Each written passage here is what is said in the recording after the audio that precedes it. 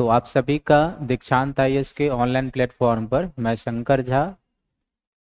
तो आप जैसे स्क्रीन पर देख रहे होंगे कि अब जो अपनी क्लास चलेगी इसमें हम लोग 10th और 12th क्लास की जो एनसीईआरटी है इसको कंबाइंड रूप से लेकर चलेंगे। कंबाइंड रूप से कहने का अर्थ है कि 10th क्लास की जो एनसीईआरटी है वो भी संसाधन और आर्थिक विकास से संबंधित है, और 12th क्लास का जो एनसीईआरटी है वो भी संसाधन और आर्थिक विकास से संबंधित है।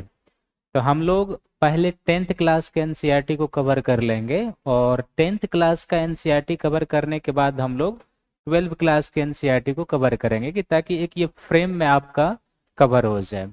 और जब ये दोनों एनसीईआरटी कवर हो जाएंगे तब हम 11th क्लास के एनसीईआरटी में जाएंगे, जिसमें 2 वॉल्यूम है, एक भारत का है और दूसरा जो है सो वो वर्ल्ड का है।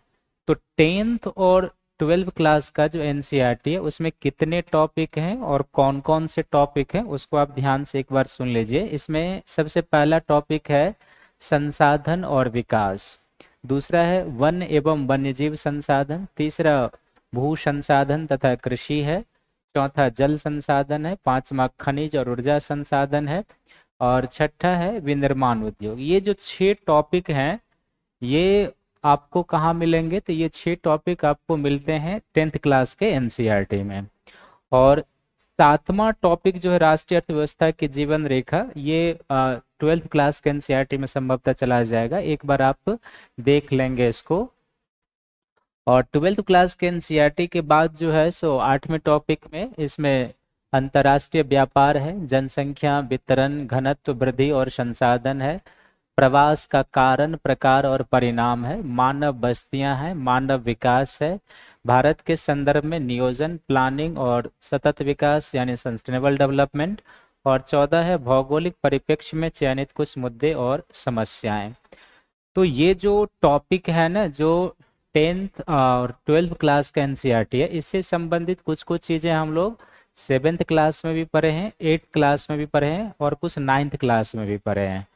तो इसलिए हमने सोचा कि ये जो एनसीईआरटी सामाजिक आर्थिक विकास से जुड़े हुए टॉपिक हैं इन सब को हम लोग एक फ्रेम में कर लेंगे, और उसके बाद हम लोग चलेंगे 11th क्लास के एनसीईआरटी में, ताकि वो जो फिजिकल भूगोल का एनसीईआरटी है जिसमें 11th का भी है और 11th दोनों वॉल्यूम है, इंडिया एंड वर्ल्ड, उसको हम लोग एक साथ करेंगे।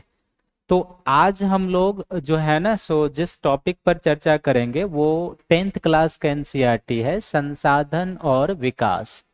और संसाधन और विकास के बारे में थोड़ी बहुत हम लोग पहले से भी जानकारी प्राप्त कर चुके हैं, आज उस पर चर्चा करेंगे। लेकिन तो आइए आज के क्लास में हम लोग चलते हैं, और आज का जो टॉपिक है, जैसे 10th क्लास के एनसीईआरटी का जो पहला टॉपिक है संसाधन एवं विकास यानी कि रिसोर्स एंड इट्स डेवलपमेंट। तो इस टॉपिक में हम लोग क्या क्या जानेंगे? सबसे पहले जानेंगे कि संसाधन क्या है, रिसोर्स क्या है, फिर संसाधन का वर्गीकरण। तो ये 2 ऐसे टॉपिक हैं, संसाधन और संसाधन का वर्गीकरण, जिसके बारे में हम लोग पिछले क्लास के एनसीईआरटी में चर्चा किए हैं। आज थोड़ा सा लेवल ऊपर जाएगा और संसाधन के क्लासिफिकेशन में कुछ और चीजें भी आपके साथ जुड़ेंगी। फिर संसाधनों का विकास, इसका क्या अर्थ है, संसाधन के विकास की क्यों जरूरत है, इसके बारे में हम लोग जानकारी लेंगे। संसाधन नियोजन यानी कि रिसोर्स प्लानिंग क्या होता है, इसके बारे में जानेंगे। संसाधन संरक्षण की आवश्यकता क्यों है, और मृदा संसाधन। तो इन सब के बारे में हम लोग जानकारी प्राप्त करेंगे। तो आइए आपका जो है सो ले चलते हैं आपको। सबसे पहले संसाधन क्या है? तो जब हम लोग संसाधन की बात करते हैं, संसाधन क्या है, तो सबसे पहला इसका अर्थ तो यही निकलता है कि प्रकृति प्रदत्त कोई भी पदार्थ या वस्तु, प्रकृति प्रदत्त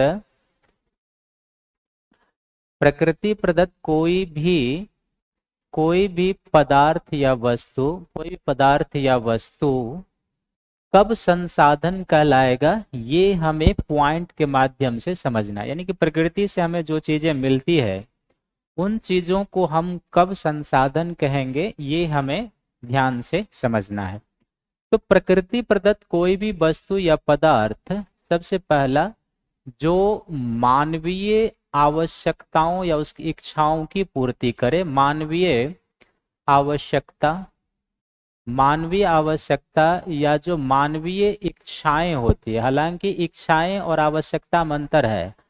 मानवीय आवश्यकता और इच्छा की पूर्ति करे, हम लोग क्या कहते हैं, उसे संसाधन कहेंगे। जैसे आवश्यकता है, आवश्यकता मिनिमम नीड को दर्शाता है, लेकिन इच्छाएं अनंत होती है, इसकी कोई संभावना, इसकी कोई सीमाएं नहीं होती है। इसलिए हमने दोनों शब्द का प्रयोग किया। और मानवीय आवश्यकता या इच्छाएं का अर्थ है कि यह मानव के राजनीतिक, दूसरी जो हमारी सामाजिक, तीसरी जो हमारी आर्थिक और चौथी जो हमारी सांस्कृतिक आवश्यकताएं होती है उसको पूरा करने वाला हो। तो प्रकृति प्रदत्त कोई भी वस्तु जो मानव की आवश्यकता, उसकी इच्छाओं अर्थात उसकी राजनीतिक, सामाजिक, आर्थिक और सांस्कृतिक आवश्यकताओं की पूर्ति करे, सांस्कृतिक विकास में सहायक हो, तो हम उसे क्या कहेंगे, संसाधन कहेंगे। यानी कि इन सभी में क्या हो, इन सभी के विकास में, डेवलपमेंट में सहायक हो। विकास में क्या हो, विकास में सहायक हो, तो हम उसे क्या कहते हैं, संसाधन कहते हैं। संसाधन, इसका अर्थ ये भी निकल जाता है कि प्रकृति प्रदत्त वह वस्तु जो हमारी आवश्यकताओं की पूर्ति करने में, हमारी इच्छाओं की पूर्ति करने में, हमारे राजनीतिक, सामाजिक, आर्थिक, सांस्कृतिक विकास में सहायक नहीं है, हम उसे संसाधन नहीं कहेंगे। दूसरा इसका अर्थ होता है कि संसाधन जो होता है ना, ये किसी भी वस्तु को हम संसाधन की या कब कहेंगे, तो जो वस्तु की गुणवत्ता होती है, वस्तु की जो गुणवत्ता यानी कि उसकी जो क्वालिटी होती है, गुणवत्ता और उसकी जो उपयोगिता होती है, उसकी क्वालिटी उसकी उपयोगिता को सुनिश्चित करेगा। तो वस्तु की जो गुणवत्ता होती है और उसकी जो उपयोगिता होती है उसे ही संसाधन के रूप में कन्वर्ट करता है। ये दो आवश्यक चीजें संसाधन कहलाने के लिए।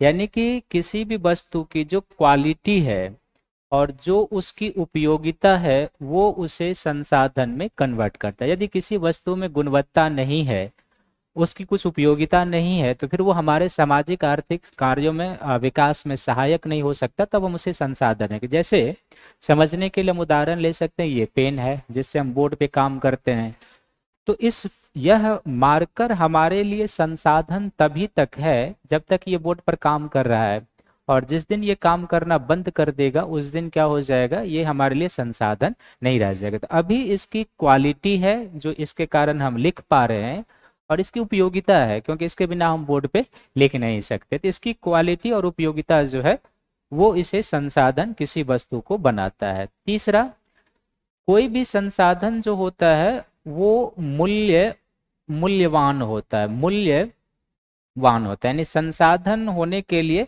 मूल्यवान होना आवश्यक। यानी कि मूल्य, किसी भी वस्तु का जो मूल्य होता है वही उसकी उपयोगिता को सुनिश्चित करता है। तो मूल्य जो है वस्तु की उपयोगिता को सुनिश्चित करता है, और अगर वस्तु मूल्यवान है तो फिर वो संसाधन के रूप में जाना जाएगा। जैसे कि आप इसको इस तरीके से समझिए कि हालांकि प्रत्येक वस्तु में मूल्य होना कोई जरूरी नहीं है, हाँ, लेकिन कुछ ऐसी वस्तुएं होती है कि जो मूल्यवान ना होते हुए भी, मूल्यवान करने का अर्थ है कि उसका आर्थिक वैल्यू हो, आर्थिक मूल्य हो। तो संसार में हर एक वस्तु का आर्थिक मूल्य, आर्थिक वैल्यू नहीं होता है।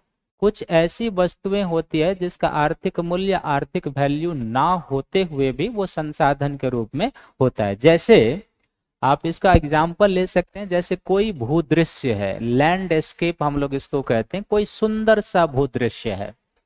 तो कोई सुंदर सा भूदृश्य है, इसका कोई आर्थिक मूल्य नहीं होता है, लेकिन उस सुंदर सा भूदृश्य का हमारे दैनंदिन के जीवन में, मानवीय जीवन बहुत उपयोग होता है, क्योंकि इससे क्या होता है कि हमें आत्मसंतुष्टि मिलती है, हमें पॉजिटिव सोच मिलता है, पर्यावरण हमारा बेहतर होता है। तो बेशक इसका आर्थिक मूल्य नहीं होता है भूदृश्य का, लेकिन इनके सामाजिक मूल्य होते हैं, इसके मानवीय मूल्य होते हैं। तो इसलिए कोई जरूरी नहीं है कि आर्थिक मूल्य होगा तो ही संसाधन होगा, लेकिन फिर भी हम ये मानते हैं कि किसी भी वस्तु का मूल्यवान होना उसे संसाधन में बदलता है। अर्थात मूल्यवान होने का अर्थ है कि उसकी आर्थिक उपयोगिता है, आर्थिक महत्ता है, जो उसको संसाधन में कन्वर्ट करता है। इसके बावजूद प्रकृति में कई ऐसी चीजें हैं जिसका आर्थिक मूल्य ना होते हुए भी वो क्या है, संसाधन के रूप में हमारे लिए हो सकता है। जैसे एक सुंदर सा भूदृश्य है। तीसरा, चौथा क्या है कि संसाधन जो होते हैं यह एक क्या है, गतिशील संकल्पना है। कॉन्सेप्ट किस तरीके का है, ये गतिशील संकल्पना है, विच मीन्स ये एक स्टैटिक संकल्पना नहीं है। संसाधन गतिशील इस संदर्भ में है कि संसाधन जो होते हैं ये दो संदर्भ में, एक समय यानी कि टाइम और दूसरा प्रौद्योगिकी जिसको हम लोग टेक्नोलॉजी कहते हैं। समय और प्रौद्योगिकी के संदर्भ में जो संसाधन होते हैं वो गतिशील होते हैं, क्योंकि समय के साथ संसाधन का महत्व बढ़ता है, नई नई टेक्नोलॉजी आविष्कार होती है, और हो सकता है कि आज जो कोई रिसोर्सेज प्रकृति प्रदत्त वस्तुएं जो सुसुप्तावस्था में डोरमेंट स्टेज में हम उसका यूज नहीं कर पा रहे हैं, अभी वो हमारे लिए संसाधन नहीं है, लेकिन समय आने के साथ क्या होगा, एक ऐसी प्रौद्योगिकी हो जाएगी जिसके द्वारा हम उसको यूज कर सकते हैं, तो फिर वो हमारे लिए क्या हो जाएगा, संसाधन। जैसे उदाहरण के लिए मालाबार तट पर जो थोरियम है वो अभी हमारे लिए क्या है कि बड़े पैमाने पर यूज नहीं हो पा रहा है, क्योंकि हमारे पास उस प्रकार की टेक्नोलॉजी अभी पूरी तरीके से विकसित नहीं है, तो वो एक सुसुप्तावस्था में डोरमेंट स्टेज में है। लेकिन आने वाले समय में जब थोरियम को यूरेनियम में बदलने वाले तकनीकी विकसित हो जाएंगे तो हम उससे बड़े मात्रा में परमाणु ऊर्जा उत्पादन करने लगेंगे, तो फिर वो हमारे लिए यूजफुल संसाधन हो जाएगा। तो इसलिए संसाधन जो है, this is not a static concept, it is a dynamic concept. और डायनेमिक कॉन्सेप्ट किस संदर्भ में है, तो ये समय और प्रौद्योगिकी के संदर्भ में क्या है, डायनेमिक है। समय और प्रौद्योगिकी के संदर्भ में डायनेमिक है। छठा क्या है कि संसाधन जो होते हैं ना, ये बेसिकली क्या होते हैं कि एक तरीके से आप ये भी समझिए कि संसाधन होते नहीं, संसाधन बनाए जाते हैं। संसाधन होते नहीं, इस पर प्रश्न भी आ सकता है। संसाधन होते नहीं, संसाधन बनाए जाते हैं। संसाधन क्या होते हैं, बनाए जाते हैं। इस पर आपको 200 शब्दों में, 250 शब्दों में या 150 शब्दों में टिप्पणी करने के लिए भी कह सकता है कि संसाधन होते नहीं, संसाधन बनाए जाते हैं। आप बताइए। देखो, संसाधन होते नहीं, संसाधन बनाए जाते हैं, इसका संदर्भ यह है कि प्रकृति में जैसे नदियां हैं, प्रवाहित हो रही है, हम उससे जल विद्युत उत्पादन करते हैं। कब, जब जल विद्युत उत्पादन करने के लिए हमारे पास टेक्नोलॉजी हो। जैसे अफ्रीका महाद्वीप में, हम एक उदाहरण देते हैं इसको समझने के लिए। अफ्रीका महाद्वीप में जल विद्युत उत्पादन करने की काफी क्षमता है वहां की नदियों को, क्योंकि अफ्रीका महाद्वीप की जो नदियां हैं जलप्रपात काफी बनाती है, तो वहां पर जल विद्युत उत्पादन करने की क्षमता काफी अधिक है। लेकिन चूंकि अफ्रीका एक गरीब महादेश है, वहां पर टेक्नोलॉजी का विकास कम हुआ है, तो इसलिए उन नदियों की जो कैपेसिटी है उस क्षमता का दोहन नहीं हो पा रहा है। तो इसको देख रहे हैं ना कि संसाधन है वहां लेकिन वो बन नहीं पा रहा है। लेकिन वहीं पर आप देखो, अमेरिका में जो नदियां हैं उनसे जल विद्युत उत्पादन होता है बड़े पैमाने पर, खासकर जो अपलेशियन पर्वत से अटलांटिक की ओर निकलने वाली नदियां होती है वहां पर। तो इसलिए संसाधन होते नहीं है, संसाधन बनाए जाते हैं। दूसरा उदाहरण, जैसे भारत में थोरियम है, मैंने कहा अभी वो सुसुप्तावस्था में पड़ा है, डोरमेंट स्टेज में। अगर हम उसको यूरेनियम में बदलने वाले टेक्नोलॉजी बना लेते हैं तब तो वो हमारे लिए यूजफुल हो जाएगा, हमारे लिए संसाधन बन जाएगा। लेकिन अभी क्या है, वो हमारे लिए संसाधन नहीं है, क्योंकि हम उस थोरियम को यूरेनियम में पूरी तरीके से बदल नहीं पा रहे हैं और हम उस पर आधारित ऊर्जा का उत्पादन नहीं कर पा रहे हैं। तो संसाधन होते नहीं है बल्कि बनाए जाते हैं। ठीक है, फिर संसाधन होते नहीं बनाए जाते हैं, इसके लिए क्या होना चाहिए, कहीं पर संसाधन तब बदलता है जब वहां पर क्या हो, प्रौद्योगिकी का आविष्कार हो। जैसे मैंने कहा कि टेक्नोलॉजी का, प्रौद्योगिकी का, और प्रौद्योगिकी के साथ साथ वहां पर क्या होना चाहिए, मैन पावर भी होना चाहिए। बिना मैन पावर के संभव नहीं है।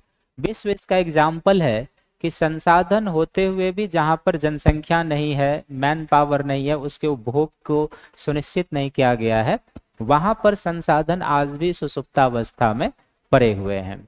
सातवां क्या है कि जैसे मैंने पहले ही कहा कि सभी संसाधनों में मानवीय संसाधन जो है वो क्या है, सर्वोपरि है। मानवीय संसाधन क्या है, सर्वोपरि है। और मानवीय संसाधन सर्वोपरि क्यों है, क्योंकि प्रौद्योगिकी का विकास भी मानव के सोच, उसके बुद्धि पर निर्भर करता है।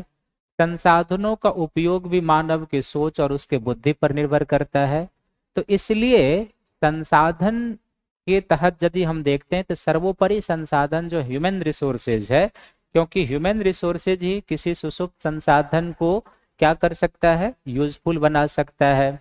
सुषुप्त संसाधन के विकास के यूज के लिए टेक्नोलॉजी का आविष्कार कर सकता है।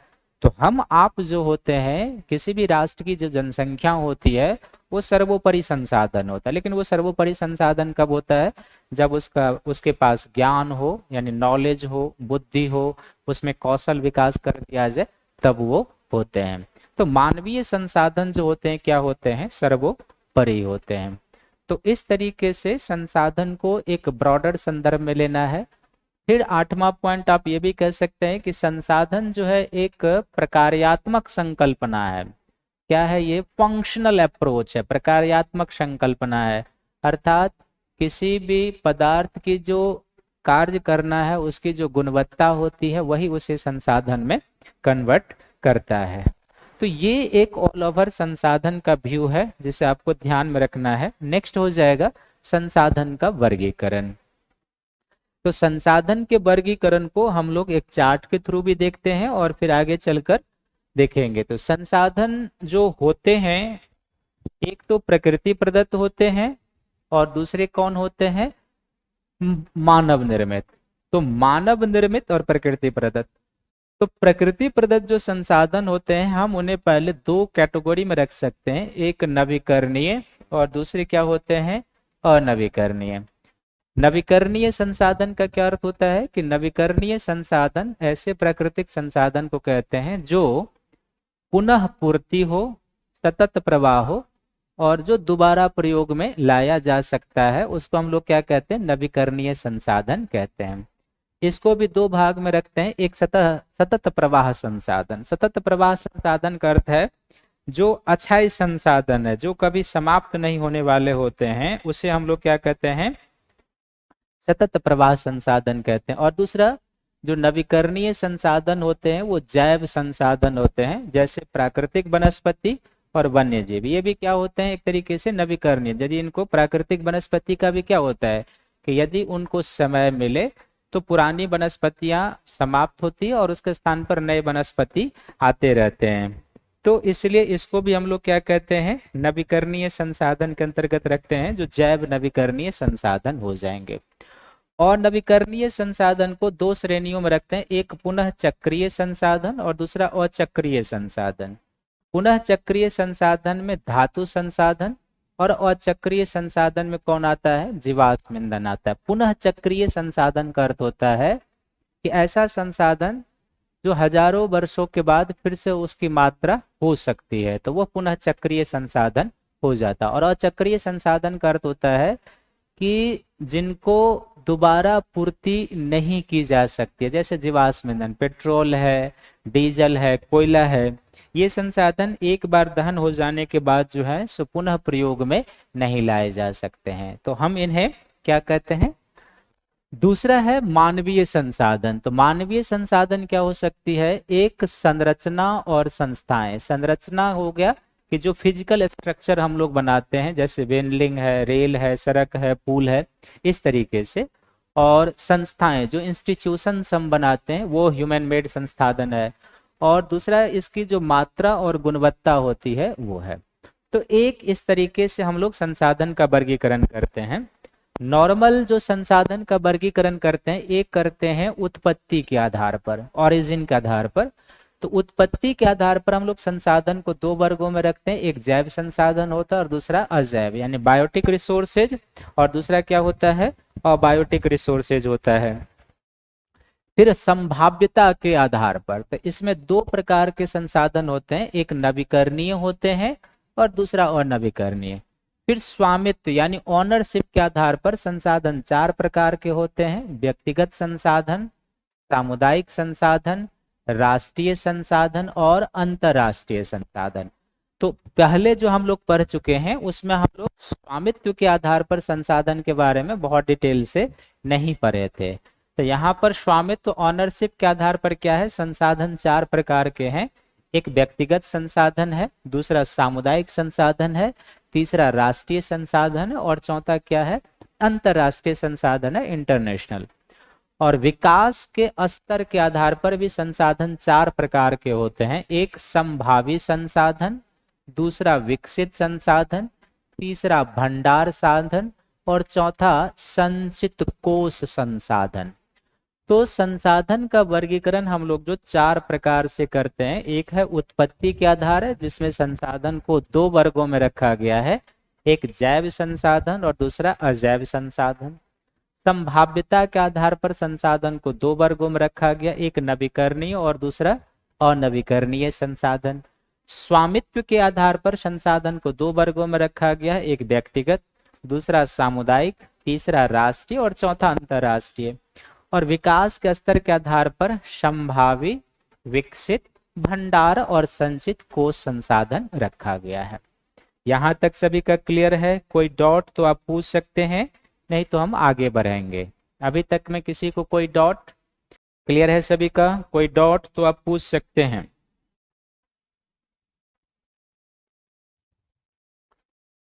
नहीं तो आगे बढ़ेंगे।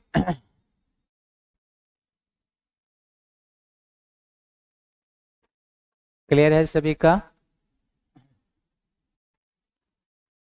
नेक्स्ट है, अब ये जो चार तरीके से हम लोगों ने संसाधन का क्लासिफिकेशन किया है, ठीक ना, अब उन सब के बारे में हमें जानना है कि जैव संसाधन क्या होते हैं, अजैव संसाधन क्या, नवीकरणीय और नवीकरणीय, व्यक्तिगत, इन सभी के बारे में हमें जानना है। ठीक है, तो नेक्स्ट हो जाएगा उत्पत्ति के आधार पर संसाधन। तो उत्पत्ति के आधार पर संसाधन को अभी हम लोगों ने देखा है दो प्रकार के हैं, एक जैव संसाधन और दूसरे अजैव संसाधन। तो जैव संसाधन हम लोग उस संसाधन को कहेंगे जो हमें कहाँ से प्राप्त होते हैं, जीव मंडल से प्राप्त होते हैं। ऐसे संसाधन जो हमें जीव मंडल से प्राप्त होते हैं उन्हें हम क्या कहते हैं, जैव संसाधन कहते हैं। दूसरा इसमें क्या अर्थ निकलता है कि ये ऐसे संसाधन होते हैं जिसमें क्या होता है, जीवन होता है, जिसमें क्या होता है, जीवन होता है। और जाहिर सी बात है कि तीसरा की पॉइंट जो आपको इसमें याद रखना है वो ये है कि इस तरीके के जैव संसाधन के प्राप्ति के क्षेत्र कहाँ हैं। तो इस प्रकार के जैव संसाधन हमें महाद्वीप और कहाँ से प्राप्त होता है, महासागरों से प्राप्त होता है। महाद्वीप और महासागरों से प्राप्त होता है।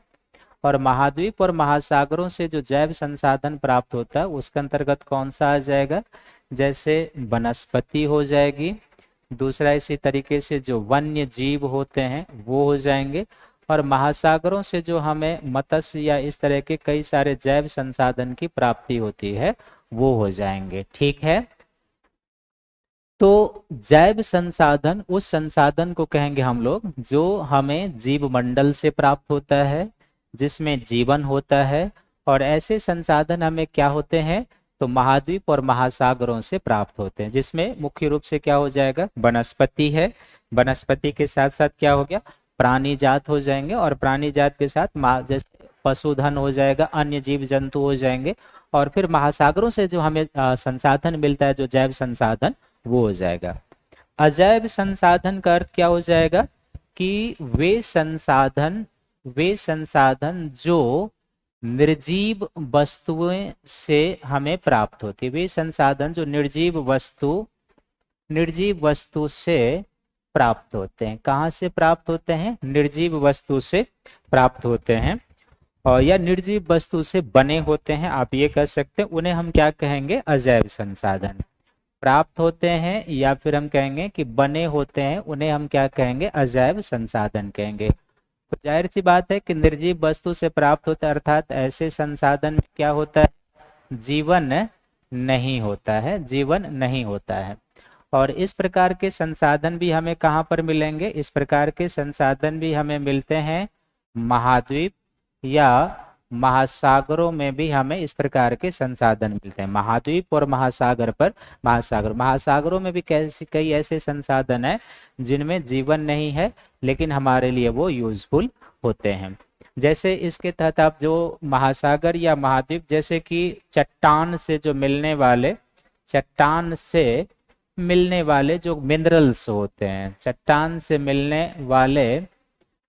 वाले क्या हो जाए, खनिज, जिसमें जीवन नहीं है। तो महासागर में भी कई ऐसे मैग्नीज या इस तरह के नूडल्स खनिज मिलते हैं जो इसके एग्जाम्पल हो जाएंगे। तो इस तरीके से उत्पत्ति के आधार पर संसाधन को हम लोग दो वर्गों में रखते हैं, जैव संसाधन और अजैव। समाप्यता के आधार पर, यानी कि कौन सा संसाधन समाप्त हो सकता है और कौन सा संसाधन जो है समाप्त नहीं हो सकता है, ये। तो इस आधार पर संसाधन को हम लोग दो वर्गों में रखते हैं, नवीकरणीय संसाधन और दूसरा क्या हो जाएगा, अनवीकरणीय। इंग्लिश में इसको हम लोग क्या कहते हैं, रेन्यूएबल रिसोर्सेज ऑफ एनर्जी, और दूसरे को हम लोग क्या कहते हैं, non renewable resources of energy.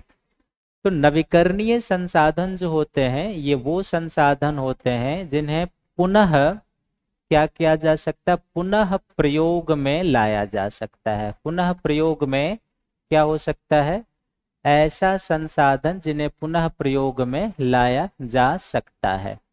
और जाहिर सी बात है कि पुनः प्रयोग में लाया जा सकता है तो यह किसी न किसी विधि या मेथड से ही प्रयोग में लाया जा सकता है। तो प्रकृति प्रदत्त ऐसी वस्तुएं जो पुनः प्रयोग में लाई जाती हो और जिन्हें हम भौतिक, रासायनिक और यांत्रिक, जिन्हें क्या कर सकते हैं, भौतिक विधि से, दूसरा रासायनिक विधि से, या फिर यांत्रिक विधि से उसमें परिवर्तन करके हम दोबारा प्रयोग में ला सकते हैं। हम उन्हें क्या कहते हैं, नवीकरणीय संसाधन कहते हैं। ये जो नवीकरणीय संसाधन होते हैं बेसिकली क्या होते हैं कि हम इन्हें अक्षय संसाधन भी कहते हैं। अक्षय संसाधन, अक्षय संसाधन का अर्थ होता है कि ऐसे संसाधन जो कभी समाप्त होने वाले नहीं होते हैं, हम उन्हें क्या कहते हैं, अक्षय संसाधन कहते हैं। जैसे अब इसके अंतर्गत आप ले सकते हैं कि बहुत सारी ऊर्जा हो जाएगी, जैसे सौर ऊर्जा है तो ये एक अक्षय संसाधन के अंतर्गत आएगा। जैसे पवन ऊर्जा है, अक्षय संसाधन के अंतर्गत आएगा। तो इसका अर्थ हो गया कि नवीकरणीय संसाधन का क्या अर्थ होता है कि ऐसा संसाधन जो पुनः प्रयोग में लाया जा सकता है। और जाहिर सी बात है कि पुनः प्रयोग में लाया जा सकता है किस विधि से, तो यदि उसे भौतिक, रासायनिक या यांत्रिक विधि से दोबारा प्रयोग में लाया जाए तो हम उन्हें नवीकरणीय संसाधन कहेंगे। इन्हें पुनः पूर्ति योग्य संसाधन भी कहेंगे, इन्हें अक्षय संसाधन भी कहते हैं। कुछ एग्जाम्पल आपके सामने में। और नवीकरणीय संसाधन ठीक इसका अपोजिट अर्थ में हो जाएगा, अर्थात जिन्हें क्या होगा, जिन्हें पुनः प्रयोग में नहीं लाया जा सकता। जिन्हें पुनः प्रयोग में क्या होगा, प्रयोग में नहीं लाया जा सकता, पुनः प्रयोग में नहीं लाया जा सकता। और पुनः प्रयोग में नहीं लाया जा सकता, जाहिर सी बात है किस विधि के आधार पर, तो जिन्हें हम पुनः भौतिक विधि से, दूसरा किस विधि से, रासायनिक विधि से, तीसरा किस विधि से, तो यांत्रिक विधि से, तीसरा किस विधि से, तो यांत्रिक विधि से। अगर किसी प्रकृति प्रदत्त वस्तु को, पदार्थ को हम भौतिक विधि से, रासायनिक विधि से और यांत्रिक विधि से पुनः प्रयोग में नहीं ला सकते हैं तो हम उन्हें क्या कहते हैं, अनवीकरणीय संसाधन कहते हैं। ये पुनः पूर्ति योग्य संसाधन नहीं होते हैं तो हम इन्हें क्या कहते हैं, अनवीकरणीय संसाधन। जैसे एग्जाम्पल के लिए क्या हो जाएगा, जैसे एग्जाम्पल के लिए जो खनिज संसाधन है, तो खनिज संसाधन इसका एग्जाम्पल हो जाएगा। दूसरा जैसे जीवाश्म संसाधन है, जीवाश्म संसाधन के अंतर्गत जैसे कोयला है, पेट्रोलियम है, प्राकृतिक गैस है, ये सब क्या है, अनवीकरणीय संसाधन के अंतर्गत आते हैं। तो समाप्यता के आधार पर ये दो प्रकार के, एक नवीकरणीय और दूसरा अनवीकरणीय, रेन्यूएबल एंड नॉन रेन्यूएबल। विकास के स्तर के आधार पर संसाधन जो होते हैं वो क्या होते हैं, तीन वर्गों में रखे जाते हैं, संभावित संसाधन, विकसित संसाधन और भंडार संसाधन है, ठीक है ना। हालांकि अभी हम आपको 4 दिखाए थे, संचित कोष भी होगा तो वो भंडार संसाधन का ही भाग होता है, ये आपको ध्यान में रखना है, ठीक है। तो संभावित संसाधन हम लोग किसको कहेंगे, जैसे विकास के स्तर के आधार पर संसाधन को अभी जस्ट हमने आपको 4 प्रकार का बताया था, लेकिन यहाँ 3 प्रकार का है। एक जो संचित कोष संसाधन होगा वो भंडार संसाधन का ही भाग होता है, इसलिए हमने मेनली यहाँ पर 3 प्रकार के संसाधनों का उल्लेख किया है। तो एक जो है वो कौन सा है, संभावित संसाधन है, या जिसको हम लोग क्या कहते हैं, संभावित संसाधन। तो ऐसा संसाधन जो किसी प्रदेश में उपलब्ध है, ऐसा संसाधन जो किसी प्रदेश में क्या है, किसी प्रदेश में उपलब्ध है। सबसे पहला पॉइंट संक्षिप्त में लिख रहा हूं, आप लोग भी ऐसे ही लिखेंगे, ऐसा संसाधन जो क्या है, किसी प्रदेश में उपलब्ध है, ठीक है, लेकिन अभी वो उपयोग में नहीं लाया जा रहा है। लेकिन क्या है कि वो अभी उपयोग में नहीं लाया जा रहा है, नहीं लाया जा रहा है, ठीक ना, नहीं लाया जा रहा है। तो उस तरीके के संसाधन को हम लोग क्या कहते हैं, संभावित संसाधन कहेंगे। यानी कि आने वाले समय में इस तरह के प्रकृति प्रदत्त जो पदार्थ हैं, वस्तुएं हैं, वो हमारे लिए संसाधन के रूप में क्या हो सकता है, प्रयोग में लाया जा सकता है। तो तीसरा इसका अर्थ क्या है कि भविष्य में यह प्रयोग में लाया जा सकता है। भविष्य में क्या हो सकता है, भविष्य में प्रयोग में लाया जा सकता है, लाया जा सकता है। जैसे कि इसका अर्थ आप पिछले जो अभी हम लोगों ने चर्चा किया वहां से ले सकते हैं कि संसाधन होते नहीं, संसाधन बनाए जाते हैं। उसी संदर्भ में कि संभावित संसाधन का अर्थ है कि वह प्रकृति प्रदत्त पदार्थ, वस्तु या रिसोर्सेज जो किसी प्रदेश में उपलब्ध है, परंतु अभी उसका उपयोग नहीं हो रहा है या उसे उपयोग में नहीं लाया जा रहा है, बट भविष्य में उसे उपयोग में लाया जा सकता है, तो हम उसे क्या कहेंगे, संभावित संसाधन कहेंगे। जैसे एग्जाम्पल के लिए बहुत सारा चीज आपको बताया है कि जैसे कि मान लीजिए कि हमारे पास जो थोरियम का विशाल भंडार है, थोरियम का विशाल भंडार जो है हम उसे परमाणु ऊर्जा उत्पादन में यूज कर सकते हैं, लेकिन एक्चुअली क्या है कि थोरियम से परमाणु ऊर्जा उत्पादन करने के लिए हमें पहले क्या करना होगा, उसे यूरेनियम में कन्वर्ट करना होगा, तब हम उसे यूज करेंगे। तो अभी उस तरीके की टेक्नोलॉजी पूरी तरीके से विकसित नहीं है, लेकिन जब जब टेक्नोलॉजी विकसित हो जाएगा तो हम उसे भविष्य में बड़े पैमाने पर यूज करेंगे थोरियम का।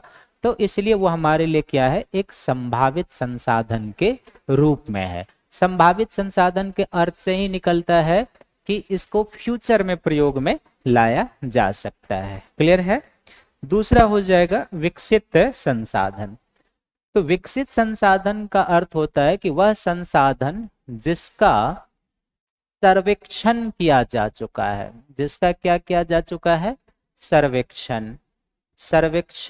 किया जा चुका है,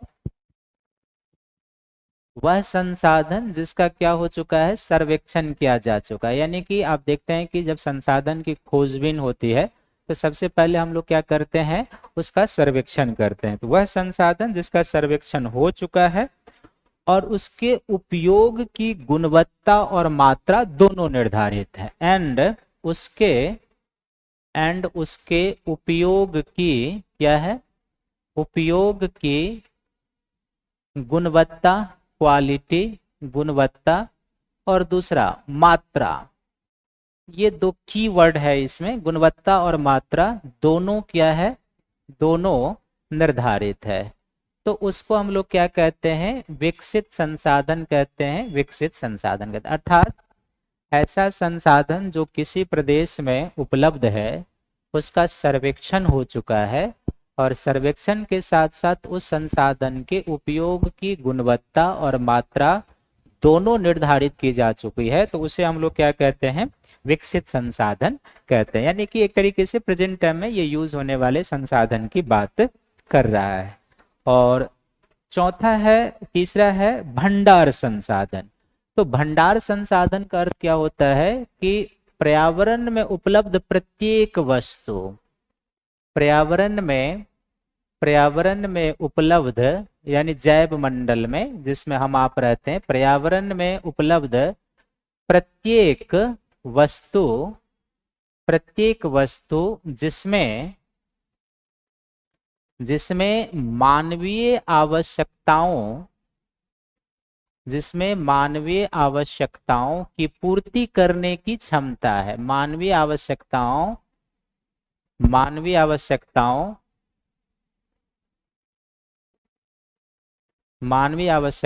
की पूर्ति करने की क्षमता है। पूर्ति करने की क्या है? पूर्ति करने की क्षमता है। तो थोड़ा सा ये ब्रॉडर सेंस में हो जाएगा। और जाहिर सी बात है कि भंडार संसाधन का अर्थ होता है रिजर्व संसाधन।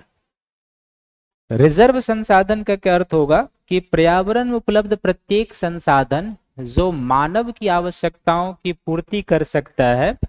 कब? जब प्रौद्योगिकी उस तरह की विकसित हो जाएगी। अर्थात अभी ऐसी प्रौद्योगिकी विकसित नहीं हो पाई है जिसके कारण वो संसाधन उपयोग में नहीं लाए जा रहे हैं, लेकिन आने वाले समय में जब प्रौद्योगिकी विकसित हो जाएगी तो फिर वो प्रयोग में लाए जाएंगे। तो ऐसे संसाधन को हम क्या कहते हैं? भंडार संसाधन कहते हैं। और इसी का पास एक पार्ट होता है संचित कोश संसाधन। तो संचित कोश संसाधन में आपको क्या लिखना है कि यह भंडार संसाधन का ही एक भाग होता है जिसकी मात्रा, उपयोगिता, गुणवत्ता लगभग निर्धारित होती है, जो आने वाले समय में क्या होता है? प्रयोग होगा, लेकिन अभी उसका प्रयोग आरंभ नहीं हुआ है। तो विकास के स्तर के आधार पर ये संसाधन जो होते हैं 4 प्रकार के, जिसमें 3 प्रकार के बारे में आपको बताया कि संभावित, विकसित और भंडार संसाधन। नेक्स्ट हो जाएगा स्वामित्व के आधार पर, ओनरशिप के आधार पर संसाधन 4 प्रकार के। तो इसमें एक होता है व्यक्तिगत संसाधन, दूसरा होता है सामुदायिक संसाधन, तीसरा होता है राष्ट्रीय संसाधन और चौथा क्या होता है? अंतरराष्ट्रीय संसाधन। व्यक्तिगत संपत्ति किसको कहेंगे? व्यक्तिगत संपत्ति का अर्थ होता है कि इसके अंतर्गत व्यक्ति की जो भूमि होती है, जो निजी भूमि होती है, भूमि हुआ, उसका जो मकान है, यदि उसके पास वाहन है, गाड़ी है, तो इस तरीके की चीजें जो आपके पास होती है उसको हम लोग क्या कहते हैं? व्यक्तिगत संसाधन कहेंगे। व्यक्तिगत संसाधन का अर्थ क्या है? जैसे आप खुद समझो, आपके व्यक्तिगत संसाधन क्या हो सकते हैं? जिस पर आपका कानूनन अधिकार है, लीगली अधिकार है, वो आपका व्यक्तिगत संसाधन है। तो लीगली अधिकार या जिस संसाधन के लेकर आपके पास आधारभूत कागज उपलब्ध हैं, वो आपका व्यक्तिगत संसाधन है। तो गांव में जो हमारी जमीन होती है, जिस पर हमारा घर होता है, जो हमारे खेत होते हैं जिसमें हम लोग कृषि करते हैं, वो हमारे नाम से होते हैं या हमारे पिताजी के नाम से होते हैं, तो वो व्यक्तिगत संसाधन। आपका जो मकान है आपकी जमीन पर, वो आपका व्यक्तिगत संसाधन है। आपका जो वाहन है, इस तरीके जो भी चीजें आपके पास है, वो आपकी क्या कही जाएगी? व्यक्तिगत संसाधन कही जाएगी। सामुदायिक संसाधन का अर्थ होता है कि ऐसा संसाधन जिस पर क्या हो? जिस पर पूरे समुदाय का अधिकार हो, जिस पर पूरे समुदाय का अधिकार हो, नियंत्रण हो, ये होता है। पूरे समुदाय का क्या हो? अधिकार हो, या गांव का अधिकार हो, जो भी आप कह सकते हो। तो सामुदायिक संसाधन का अर्थ होता है जिस पर पूरे समुदाय का अधिकार हो, उसे हम लोग कम्युनिटी रिसोर्सेज कहते हैं। जैसे आप एक तरीके से देखोगे कि जैसे गांव की जो सामिलात जमीन होती है कई जगह पर, जिसमें सामूहिक समुदाय का अधिकार होता है, सामिलात भूमि होती है। इसके अलावा जैसे खेल के मैदान होते हैं गांव सब में, तो खेल के जो मैदान होते हैं ये भी लगभग सामुदायिक भूमि होती है। जो मनोरंजन पार्क होते हैं, तो जो मनोरंजन पार्क होते हैं, इस तरीके का जो एरिया होता है, इस पर क्या होता है? पूरे समुदाय का अधिकार होता है। तो उसको हम लोग क्या कहते हैं? सामुदायिक संपत्ति कहते हैं या सामुदायिक संसाधन कहेंगे। नेक्स्ट हो जाएगा जैसे नगरीय क्षेत्र में भी जो सार्वजनिक पार्क होता है, बहुत सारा पिकनिक स्पॉट स्थल होता है, तो वो कुछ एग्जाम्पल आपको याद रखना है। राष्ट्रीय संसाधन क्या है? तो कानूनी तौर पर देखा जाए, कानूनी तौर पर कानूनी तौर पर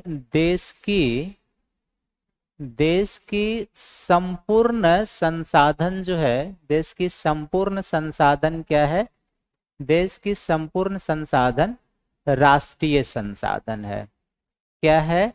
राष्ट्रीय संसाधन है। इसका अर्थ ये हुआ कि व्यक्ति विशेष की जो भूमि होती है, अर्थात व्यक्तिगत संसाधन या व्यक्तिगत जो संपत्ति है और जो सामुदायिक संसाधन है, ये भी क्या है? एक तरीके से राष्ट्रीय संसाधन हो सकते हैं कानूनी तौर पर। आप देखते हैं कि सरकार को जब सामाजिक आर्थिक विकास का काम करना होता है तो वो क्या करते हैं, चाहे वो सामुदायिक भूमि हो या व्यक्तिगत भूमि हो, उसका अधिग्रहण करते हैं। जैसे रेलवे का निर्माण करना हो, सड़क का निर्माण करना हो, कहीं पर हवाई अड्डे का निर्माण करना हो, या किसी भी तरीके के अगर विकासीय कार्य करने हो तो सरकार को यह अधिकार है कि वह व्यक्तिगत भूमि, सामुदायिक भूमि या व्यक्तिगत संपत्ति, सामुदायिक संपत्ति का अधिग्रहण करके राष्ट्र विकास में उसको सुनिश्चित कर सकते हैं। तो इसलिए कानूनी तौर पर जो हमारा व्यक्तिगत संसाधन है और जो सामुदायिक संसाधन है वो भी राष्ट्रीय संसाधन माने जाते हैं। जब हमारी भूमि अधिग्रहित की जाती है सरकार के द्वारा तो हमें उसका मुआवजा दिया जाता है। नॉर्मल समय में भी आप देखते हैं कि हमारे पास जो व्यक्तिगत भूमि होती है हम उसका रेंट देते हैं सरकार को, तो रेंट सरकार को देते हैं और फिर हम अपनी जमीन की जुताई करते हैं और उस पर हम फसल का उत्पादन करते हैं। तो राष्ट्रीय संसाधन का अर्थ है कि एक देश में जो भी व्यक्तिगत, सामुदायिक और जो भी किसी तरीके का संसाधन है, कानूनी तौर पर संपूर्ण संसाधन राष्ट्रीय संसाधन है। वहां की सरकार को यह अधिकार है कि सामाजिक आर्थिक विकास के कार्यों के लिए व्यक्तिगत संसाधन, सामुदायिक संसाधन का अधिग्रहण कर सकते हैं और विकास कार्यों को बढ़ावा दे सकते हैं। हाँ, इसके लिए जब हमारी जमीन अधिग्रहित की जाती है तो हमें उसका मुआवजा जरूर दिया जाता है। और इस तरीके के एग्जाम्पल, जैसे आप रेलवे का विकास करना हो, बंदरगाह का, एयरपोर्ट का, सड़क का, आप देखते हैं ना जब आपके यहाँ से सड़कें जाती है, नहर का निर्माण होता है, इस तरीके कोई भी डेवलपमेंट वर्क होता है आपकी भूमि सरकार के द्वारा ली जाती है। और अंतरराष्ट्रीय संसाधन क्या हो जाएगा, और साथ ही साथ क्या होगा कि इसमें बड़े तौर पर देखोगे तो किसी भी देश की जो तटरेखा होती है, उस देश के तटरेखा से लेकर 200 नॉटिकल मील तक का जो एरिया होता है सागर का, ये भी राष्ट्रीय संपत्ति होती है, सागर की सरकार की संपत्ति होती है। ये न केवल हमारे लिए होगा बल्कि प्रत्येक देश जिसका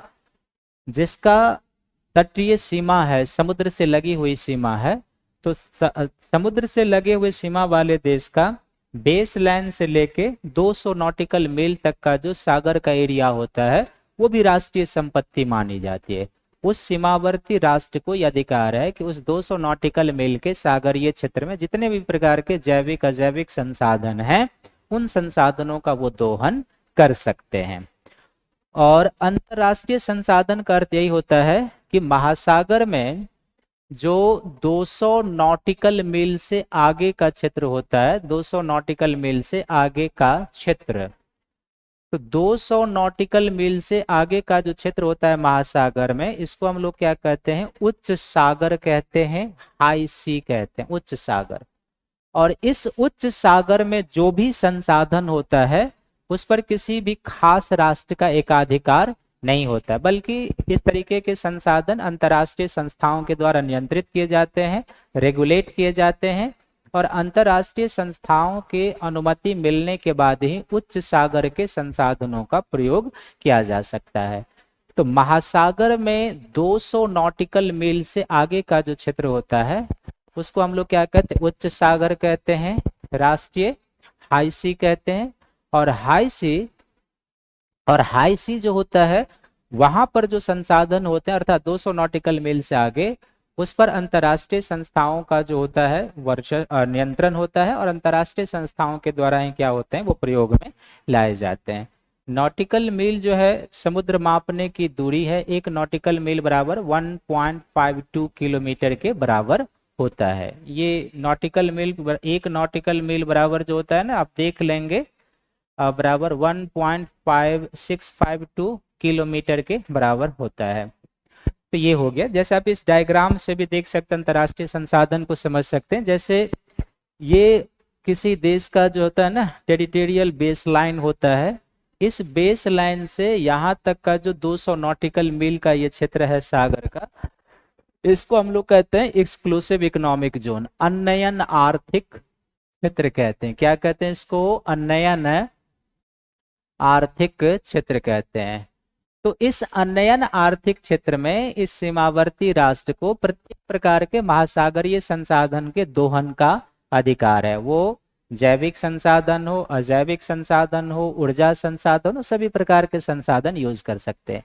इस 200 नॉटिकल मील से आगे का जो ये हाई सी का एरिया है, इस हाई सी के क्षेत्र में जो भी संसाधन होगा, ये संसाधन किसी व्यक्तिगत राष्ट्र का नहीं होता, बल्कि ये अंतर्राष्ट्रीय संस्थाओं के द्वारा नियंत्रित होते हैं। जैसे संयुक्त राष्ट्र का एक कानून भी है जिसको हम लोग United Nation Convention on the Law of the Sea कहते हैं। तो उसके द्वारा नियंत्रित और अंतर्राष्ट्रीय संस्थाओं की अनुमति के बाद ही हाई सी के संसाधनों को प्रयोग में लाया जा सकता है।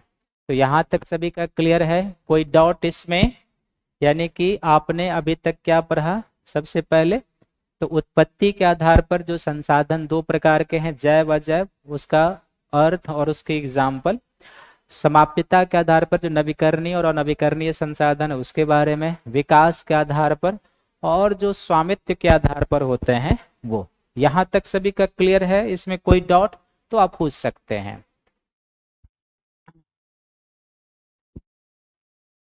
अब आ जाओ आप, संसाधन विकास क्या है, ठीक है ना? तो संसाधन विकास का क्या अर्थ है और संसाधन विकास की आवश्यकता क्यों पड़ती है, क्यों है, उसको आपको ध्यान से समझना है। तो मानव जीवन के विकास के लिए और उसकी गुणवत्ता बनाए रखने के लिए क्या है? संसाधन का विकास अत्यंत आवश्यक। जाहिर सी बात है कि हमारा आपका जो जीवन है, इस जीवन के डेवलपमेंट को बनाए रखने के लिए, इसकी गुणवत्ता को बनाए रखने के लिए और इसको और आगे ले जाने के लिए क्या है कि संसाधन विकास अत्यंत आवश्यक है। परंतु मानव द्वारा संसाधन के अंधाधुंध उपयोग किए जाने से क्या हुआ है? कई प्रकार की समस्याएं उत्पन्न हुई है। आप किसी देश के पास प्राकृतिक संसाधन नहीं है तो क्या वह देश प्रगति नहीं कर सकता है? कर सकता है, लेकिन कुछ न कुछ अंतर तो होगा। लेकिन ऐसा कोई जरूरी प्रगति संसाधन होने से ही कोई देश प्रगति कर जाएगा ब्रजेश कुमार, ये कोई जरूरत नहीं है। और संसाधन ना होते हुए भी प्रगति कर सकता है, लेकिन उसके लिए पूंजी और टेक्नोलॉजी जरूरी है। हम आपके प्रश्नों का जवाब दे देते हैं। जैसे अफ्रीका महाद्वीप, मैंने पहले भी कहा कि अफ्रीका महाद्वीप में संसाधन भरे पड़े हुए हैं, लेकिन आज भी सबसे गरीब महाद्वीप माना जाता है, क्योंकि प्रौद्योगिकी का विकास कम है, औपनिवेशिक काल में शोषण काफी अधिक हुआ और अभी भी वहां पर पूंजी की कमी है, इसलिए संसाधन वहां पर सुसुप्तावस्था में पड़े हैं। तो this is not a necessary कि जिनके पास संसाधन है वही विकसित होंगे। दूसरी तरफ आपके पास जापान उदाहरण है, एक द्वीपीय देश है जिनके पास बहुत कृषि भूमि नहीं है, बहुत रिसोर्सेज, कोयला लोहा जैसा रिसोर्सेज भी बहुत नहीं है, लेकिन इसके बावजूद भी वो विकसित देश की श्रेणी में आता है। तो उसके पास पूंजी है, मैन पावर है, प्रौद्योगिकी है, इस सब के बदौलत क्या करता है? आयातित संसाधन को, आयातित चीजों को मैन्युफैक्चर करता है और मैन्युफैक्चर करके वो निर्यात करता है, जिसके बदौलत उसका विकास बढ़ा हुआ है। तो ये दोनों उदाहरण जो है आपके प्रश्न के उत्तर के लिए पर्याप्त है। आप देखते हैं कि आप इसको तो छोड़िए, यूपीएससी में ही देखिए, एक ही कोचिंग में आप ही लोग अभी 50 पढ़ने वाले लोग होंगे हमारे साथ, ऑफलाइन क्लास में भी और ऑनलाइन क्लास में। मान लो आप लोग 200 लोग जुड़े हुए हैं, क्या इस 200 लोग में सभी आईएएस बन जाएंगे? जो हमारी बातों को समझेंगे, अच्छे तरीके से उसको अंडरस्टैंड करेंगे, वो आगे बेहतर करेंगे। जो अभी भी चैट करने में लगे होंगे उनका डेवलपमेंट रुक जाएगा। तो ये तो छोटे स्तर पर भी लागू होता है, एक क्लास के स्तर पर भी लागू होता है। एक टीचर एक ही क्लास में बैठने वाले 400 लोगों को बताता है, लेकिन क्या वो 400 लोग आईएएस बन जाते हैं? उस 400 में 4 ही बनता है। तो ये निर्भर करता है चीजों पर, ठीक है। तो अब उससे समस्याएं क्या क्या उत्पन्न हुई है? अंधाधुंध दोहन से संसाधनों का ह्रास हुआ है, संसाधनों का समाज के कुछ लोगों के हाथ में संकेंद्रण, यानी कि एक तरीके, और इसने जो है एक तरीके से जो है एक तरीके से असामाजिक जो असमान विकास कहते हैं उसको जन्म दिया है। ठीक है। तीसरा है संसाधनों का निम्नीकरण, यानी उसकी गुणवत्ता कम हुई है, डिग्रेडिएशन हुआ है।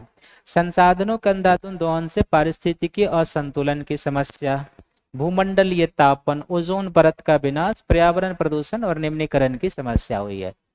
तो संसाधन का विकास क्यों जरूरी है, इस स्लाइड में दो चीजें हैं जिसको आप संक्षिप्त में समझिए। पहला चीज है कि संसाधन का विकास क्यों जरूरी है, और फिर हमने जो संसाधन का अंधाधुंध दोहन किया उससे क्या क्या समस्याएं उत्पन्न हुई है। एक है मानव जीवन के विकास, उसकी गुणवत्ता बनाए रखने के लिए आने वाला जो उसका जनरेशन है उसके विकास, इन सब के लिए संसाधन का विकास नियोजन आवश्यक है। लेकिन हमने जो संसाधनों का अंधाधुंध दोहन किया है उसके कारण जो समस्याएं उत्पन्न हुई है ये, और इन्हीं समस्याओं के संदर्भ में हम समझ सकते हैं कि संसाधन का विकास क्यों जरूरी है। यानी संसाधन के ह्रास को रोकना है, समाज के कुछ लोगों के हाथों में संसाधन के संकेंद्रण को रोकना है, अगर संसाधनों के निम्नीकरण को रोकना है, पारिस्थितिकी असंतुलन को रोकना है, भूमंडलीय तापन को कंट्रोल करना है, ओजोन परत के विनाश को रोकना है और पर्यावरण प्रदूषण और निम्नीकरण को रोकना है, तो संसाधन विकास और नियोजन जरूरी है। नेक्स्ट है संसाधन नियोजन क्या है। तो नियोजन का अर्थ होता है प्लानिंग। इसको आप सिंपल समझिए, आप प्रत्येक दिन सोकर उठते होंगे तो या तो प्रत्येक दिन का आप अपना चार्ट बनाते होंगे कि आज हमें पूरे दिन क्या करना है, ये आप तरीके का प्लान हो गया, नियोजन हो गया। एक महीने का बनाते होंगे कि हमें क्या क्या करना है। तो संसाधन नियोजन जो है एक इसी तरीके का क्या है कि संसाधन के बेहतर यूटिलाइजेशन के संदर्भ में बनाया गया प्लान होता है।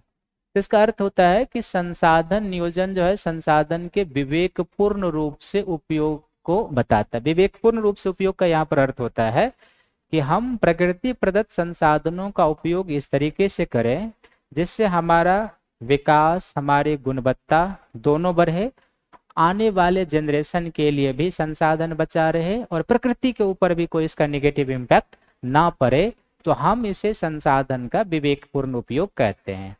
अंधाधुंध उपयोग ना करके विवेकपूर्ण उपयोग करें। और विवेकपूर्ण उपयोग में क्या हुआ, तीन शब्द, हमारी विकास का स्तर बना रहे, हमारी विकास की गुणवत्ता बने रहे, आने वाले जनरेशन के लिए संसाधन बचा रहे और प्रकृति के ऊपर उसका कोई नेगेटिव प्रभाव नहीं पड़ता है, तो इसे संसाधनों का विवेकपूर्ण उपयोग कहा जाता है। ये संसाधन नियोजन का पहला पक्ष है। दूसरा है कि संसाधन की उपलब्धता का वैज्ञानिक अनुमान लगाना, यानी कि हमारे पास जो जनसंख्या है और उसके लिए जो संसाधन है उसका एक साइंटिफिक अनुमान लगाना कि कितना संसाधन है, कितने समय तक ये संसाधन चल सकता है। और जब किसी चीज का वैज्ञानिक अनुमान लगाते हैं और आपको पता चल जाता है कि भविष्य में इतने दिनों तक ये संसाधन चलेगा, तो फिर हम आगे के बारे में सोचते हैं कि इसके आगे हमें कैसे चलना है। तीसरा है संसाधन कमी और संसाधन की अधिकता वाले क्षेत्रों का पता लगाना, यानी एक ही देश में, अब भारत को ही एग्जाम्पल आप ले लीजिए, भारत जो है ऐसा देश है जहां पर कुछ एरिया संसाधन संपन्न है और कुछ एरिया संसाधन में काफी कमजोर हैं। तो ऐसे क्षेत्रों का हम पता लगाते हैं ताकि संसाधन संपन्न क्षेत्र और संसाधन कमजोर क्षेत्र का पता लगे, तो हम फिर क्या कर सकते हैं, उसको बैलेंस कर सकते हैं। जो संसाधन कमी वाले क्षेत्र है उन क्षेत्र को प्रिविलेज्ड में रखेंगे और जहां पर संसाधन संपन्न क्षेत्र है वहां से उस क्षेत्र में संसाधन ले जाएंगे और उसको बेहतर तरीके से प्रबंधित करने का प्रयास करेंगे। संसाधन के संरक्षण और उसे पुनर्चक्रण पर बल देना। संरक्षण का अर्थ होता है कि जो उपलब्ध संसाधन है इसकी बर्बादी को रोकना, उसका संरक्षण करना है। और पुनर्चक्रण का अर्थ होता है कि संसाधन के उपयोग के बाद फिर से उस संसाधन की पूर्ति हो सके, उसके लिए उस समय देना ताकि संसाधन की पूर्ति हो सके। जैसे आप वन संसाधन यूज कर लेते हैं, तो वन यूज करते हैं, लकड़ी यूज करते हैं, तो बहुत जल्दी उसकी पूर्ति तो नहीं होती है, तो हमें उसकी पूर्ति के लिए समय देना है, पुनः चक्रण पर बल देना है। संसाधनों के अंतर पीढ़ी स्थानांतरण पर बल देना, यानी एक जनरेशन से दूसरे जनरेशन को संसाधन रहे जाए, ट्रांसफर हो, ताकि हम संसद विकास को प्राप्त कर सके। तो संसाधन नियोजन जो है क्या है ये पॉइंट, और साथ ही साथ संसाधन नियोजन का अर्थ होता है कि हम सतत विकास पर बल दें, सस्टेनेबल डेवलपमेंट पर बल दें, सतत विकास का मार्ग अपनाएं। जो भी हम सामाजिक आर्थिक कार्य करते हैं उसमें इसको ध्यान में रखें। तो सतत विकास का क्या अर्थ होता है कि विकास की ऐसी प्रक्रिया जिसमें प्राकृतिक संसाधनों के इस तरीके से प्रयोग पर बल दिया जाता है जिससे वर्तमान जनरेशन का विकास तो हो ही, साथ ही साथ संसाधन आने वाले जनरेशन के लिए बचा रहे और पर्यावरण के ऊपर भी उसका कोई नेगेटिव इम्पैक्ट ना आ जाए, तो फिर वो क्या कहलाएगा, सतत विकास कहलाएगा। तो संसाधन विकास क्या है, संसाधन का विकास क्यों आवश्यक है, संसाधन नियोजन क्या है, ये बहुत ही महत्वपूर्ण है। मेंस में और कई बार निबंध में आप यहाँ से मटेरियल को इनकॉर्पोरेट कर सकते हैं दूसरे जगह पर। देखो सफलता जो होता है ना किसी भी एग्जाम में, वो आपके इंटरलिंक करने की क्षमता पर निर्भर करता है कि किसी भी विषय वस्तु को कैसे आप एक दूसरे से कोरिलेट करते हैं। और जैसे मैंने अभी बताया संसाधन नियोजन क्या है, संसाधन विकास क्या है, आप इस मटेरियल को, इस पॉइंट को और कहाँ कहाँ यूज कर सकते हैं एग्जाम में, निबंध में इसको कैसे कर सकते हैं, अन्य जीएस के पेपर में जहाँ पर डिमांड है तो कैसे यूज कर सकते हैं, ये जिस दिन करना आ जाएगा उस दिन आप मेंस में अच्छा करना शुरू कर दें। क्योंकि अब चाहे स्टेट पीसीएस हो या यूपीएससी हो, कोई स्टैटिक क्वेश्चन नहीं पूछा जाता है, सभी को रिलेट एक दूसरे क्षेत्र से जुड़े हुए प्रश्न होते हैं। नेक्स्ट हो जाएगा संसाधन संरक्षण और नियोजन के लिए सतत विकास को बढ़ावा देना। जैसे मैंने पहले ही कहा, तो सतत विकास को बढ़ावा देने के लिए अंतर्राष्ट्रीय स्तर पर क्या क्या प्रयास हुए। तो सबसे पहले 1968 में क्लब ऑफ रोम के द्वारा संसाधन संरक्षण की वकालत की गई थी। ये जो क्लब ऑफ रोम है ये दो इंजीनियर बंधु के द्वारा स्थापित किया गया था, और मिडोज बंधु उसका नाम, जो दो इंजीनियर बंधु के द्वारा स्थापित किया गया था उनका नाम क्या है, मिडोज बंधु। और क्लब ऑफ रोम ने एक रिपोर्ट प्रकाशित किया था जिसको हम लोग कहते हैं लिमिट्स टू ग्रोथ। क्या कहते हैं, लिमिट्स टू ग्रोथ, हिंदी में इसको हम लोग कहते हैं अभिवृद्धि की सीमाएं। इसके माध्यम से इन्होंने संसाधन संरक्षण पर बल दिया था, और इसमें कुछ एक तरीके से नॉर्म्स थे, बताया गया था कि जिस तरीके से जनसंख्या बढ़ रही है, नगरीकरण हो रहा है, औद्योगिकरण हो रहा है, भूमि वहन क्षमता का ह्रास हो रहा है और मानवीय आवश्यकताएं बढ़ रही है, तो जिस दर से इन सब कारण से पर्यावरण प्रदूषण हो रहा है, आने वाले समय में विश्व का क्षय सुनिश्चित है, विश्व का विनाश सुनिश्चित है। तो इस रिपोर्ट आने के बाद हालांकि इसकी काफी आलोचना भी हुई, क्योंकि विकसित देशों के द्वारा ये प्रकाशित रिपोर्ट था। तो विकासशील देशों ने कहा कि विकसित देश अपनी विकास कर चुके हैं, अब विकासशील देश में औद्योगिकरण हो रहा है, वो बढ़ रहे हैं आगे, तो उनके विकास प्रक्रिया को रोकने के लिए इस तरीके के हथकंडे अपनाए गए हैं। कुछ हद तक ये बातें सत्य भी थी, लेकिन क्लब ऑफ रोम का ये एक महत्वपूर्ण देन है कि उसने संसाधन संरक्षण पर, विकास किधर जा रहा है, हम किस तरीके के विकास कर रहे हैं, इस पर उन्होंने फोकस किया था। फिर है कि 1974 में सुमेसर ने अपनी पुस्तक स्माइल इज ब्यूटीफुल में संसाधन संरक्षण पर गांधी जी के दर्शन की वकालत की थी। देखो कितना सुंदर यहाँ पर कोटेशन है गांधी जी का। गांधी जी का कहना था कि विकास करने के लिए संसाधन पर्याप्त हैं, लेकिन लालच के लिए यहाँ पर कुछ भी नहीं है। तो यदि आप एक निश्चित सीमा तक सोचते हैं, अपना विकास करना चाहते हैं, दूसरे का भी करना चाहते हैं, तो प्रकृति के द्वारा उतनी चीज उपलब्ध कराई गई है। लेकिन यदि आपकी इच्छाएं अनंत है तो उसके लिए फिर यहाँ पर कुछ भी नहीं है। तो देखो कई बार निबंध ऐसे होते हैं यूपीएससी में, जब हम किसी महापुरुष के कोटेशन से शुरू करते हैं, यदि उसकी डिमांड है तो बड़े ही अच्छे निबंध लिखे जाते हैं। तो इन्होंने जो स्माइल इज ब्यूटीफुल जो इनकी अपनी पुस्तक, इसमें गांधी दर्शन की वकालत की थी, जिसमें गांधी ने संसाधन किस तरीके से यूज होना चाहिए और कैसे हम उससे लाभ ले सकते हैं।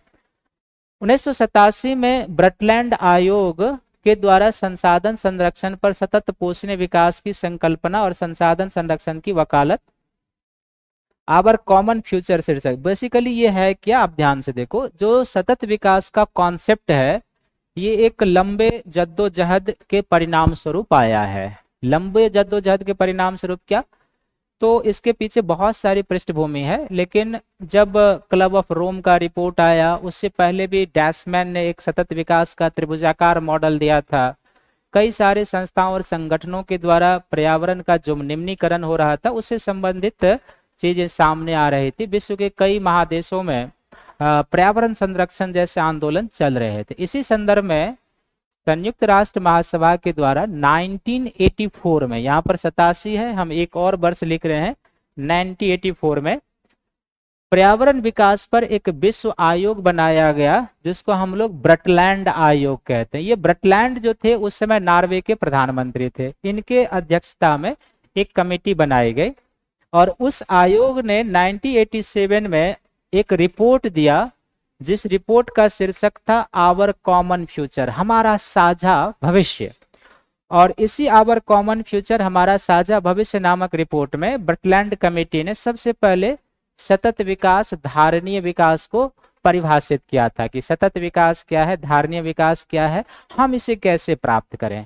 इसमें यही बताया गया था कि सतत विकास की वह प्रक्रिया है जिसमें संसाधनों के इस प्रकार प्रयोग करने पर बल दिया जाता है जिससे वर्तमान जनरेशन का विकास तो हो ही, साथ ही साथ संसाधन आने वाले जनरेशन के लिए भी बचे रहे और प्रकृति के भी ऊपर उसका कोई नेगेटिव इम्पैक्ट ना पड़े, तो हम उसे सतत विकास कहते हैं।